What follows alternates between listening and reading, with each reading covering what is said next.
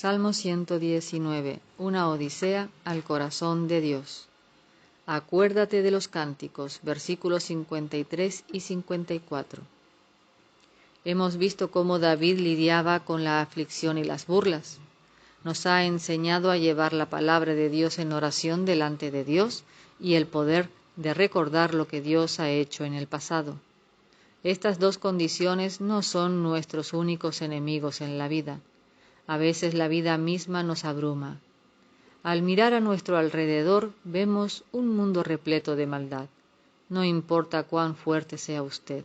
Habrán veces que la sensación de desesperación ante la iniquidad se hace más fuerte de lo que pensamos que podemos sobrellevar. David se sintió de esta manera. Horror se apoderó de mí a causa de los inicuos que dejan tu ley. Versículo 53.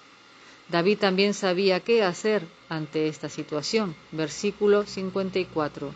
Cánticos fueron para mí tus estatutos en la casa en donde fui extranjero.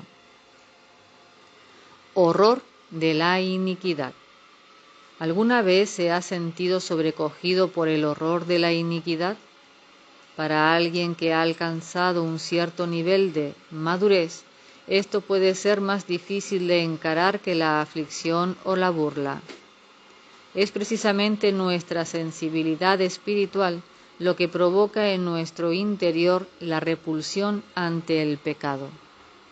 David amaba a Dios tanto que no podía evitar el sentirse apoderado por el horror al ver a aquellos que abiertamente violan la verdad divina. Horror se apoderó de mí a causa de los inicuos que dejan tu ley.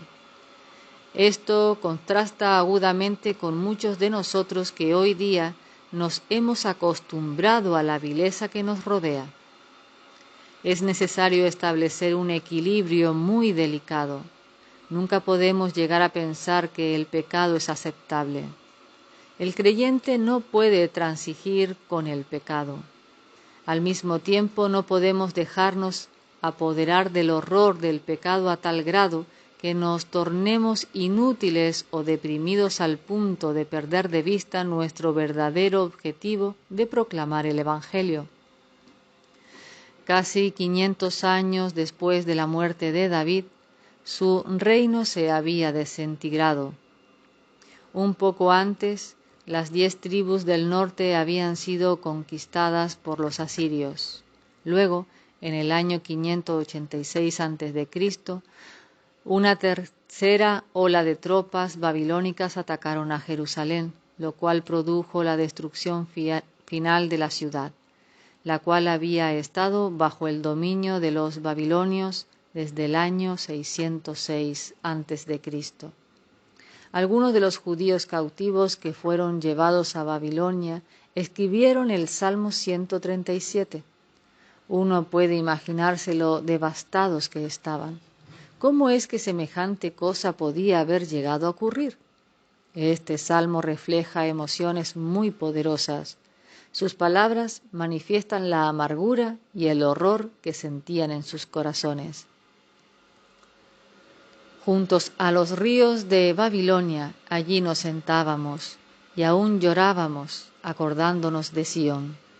Sobre los sauces en medio de ella colgamos nuestras arpas, y los que nos habían llevado cautivos nos pedían que cantásemos, y los que nos habían desolado nos pedían alegría, diciendo: cantadnos algunos de los cánticos de Sión. ¿Cómo cantaremos cánticos de Jehová en tierra de extraños? Si me olvidare de ti, oh Jerusalén, pierda mi diestra su destreza. Mi lengua se pegue a mi paladar, si de ti no me acordare, si no enalteciere a Jerusalén como preferente asunto de mi alegría. Oh Jehová, recuerda contra los hijos de Edom el día de Jerusalén, cuando decían: arrasadla, arrasadla hasta los cimientos. Hija de Babilonia la desolada, bienaventurado el que te diere el pago de lo que tú nos hiciste. Dichoso el que tomare y estrellare tus niños contra la peña. Salmo 137, versículos del 1 al 9. Estos cautivos habían obedecido los primeros 2 principios que aprendimos. Habían recordado la palabra de Dios y recordaron sus poderosas obras antiguas. Sabían que Babilonia no escaparía a la ira de Dios, tal como los edomitas no escaparon de ella. Sin embargo, aún les quedaba otra lección por aprender. Ellos habían permitido que el enemigo les robara su gozo. Ya no tenían cánticos en su interior. ¿Cómo cantaremos cánticos de Jehová en tierra de extraños? ¿Cómo sería posible cantar? Aquí es donde David descubrió una verdad preciosa. Cuando se veía apoderado por el horror a causa de la iniquidad, había aprendido a tener un cántico en su corazón.